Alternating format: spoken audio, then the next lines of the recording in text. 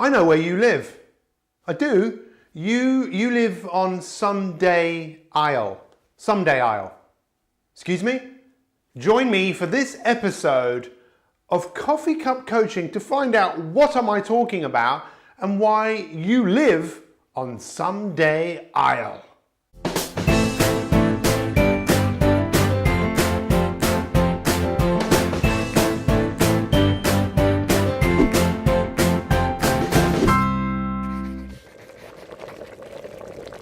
Hi, it's Pete Cohen. Welcome to Coffee Cup Coaching. This girl's on fire.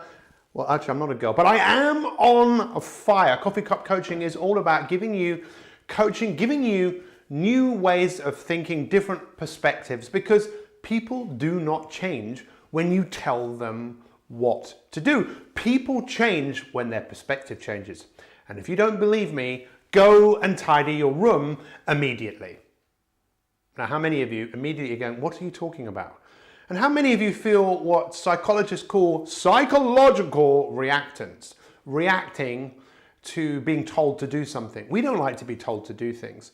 And in organizations, what we're looking to do is obviously help organizations function more effectively, helping people to flourish.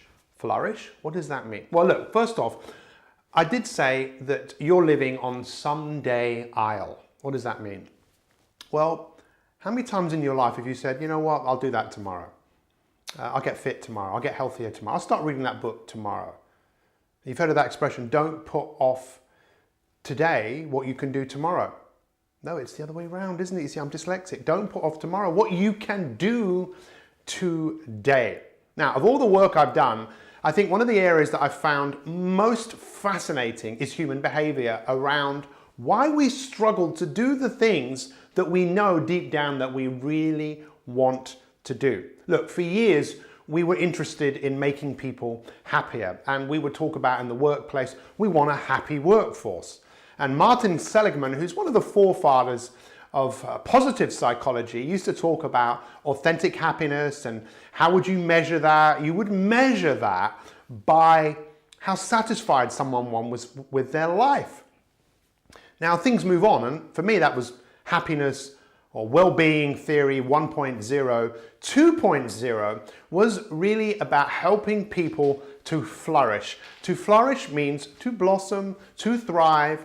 How do people blossom? Well, in many cases, they need help. Most people need help. Why? Because most people, believe it or not, don't feel quite right about themselves. And the people who go to work on themselves, who decide to flourish, and I would really encourage you to have a look at some of the people in this article about some of the everyday people who we've helped to flourish.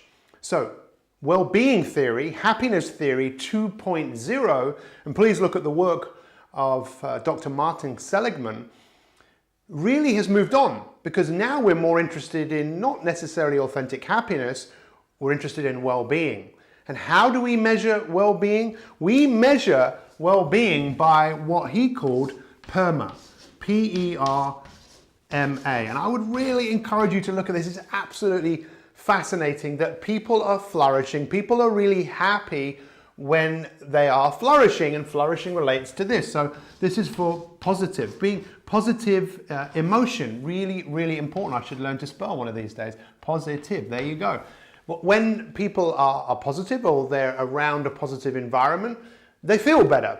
But that's not the be all and end all. And for years we thought it was all about that. You don't have to be superly positive to flourish, but you definitely need to be engaged. Engaged in something, engaged in your work. Wouldn't that be amazing if people felt engaged?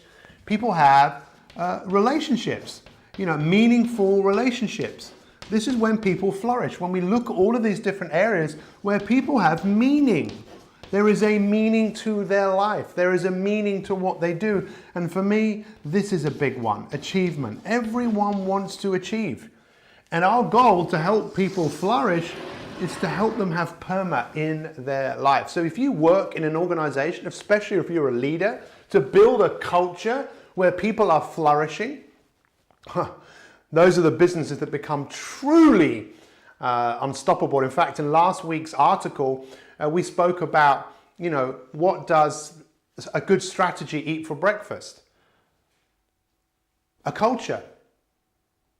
If you can create a culture where the culture is about flourishing, your strategy will be eaten up for breakfast. Such a simple thing. And if we don't address things like this and really understand what does it take for people to be their best, people won't be their best. They will just exist.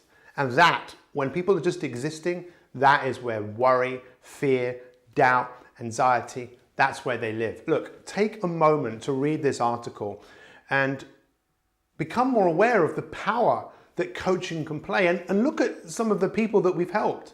It might take you a little bit of time, but your time is valuable and your time is important. And I want to share this with you because it really makes a massive difference to people's lives.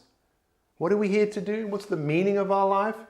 Well, if you're in the business of leading, surely the meaning of your life should be to help people be the very best that they can be. Especially if you want your business to be the very best that it can be, because it's only going to do that through the people that you have being engaged, having meaningful relationships, achieving things, not just big things, but also just little things every single day. Listen, we appreciate every single one of you, all of your comments, all of your likes on Coffee Cup Coaching. Take some time to look at what's in this post, and I am wishing you a happy, beautiful day.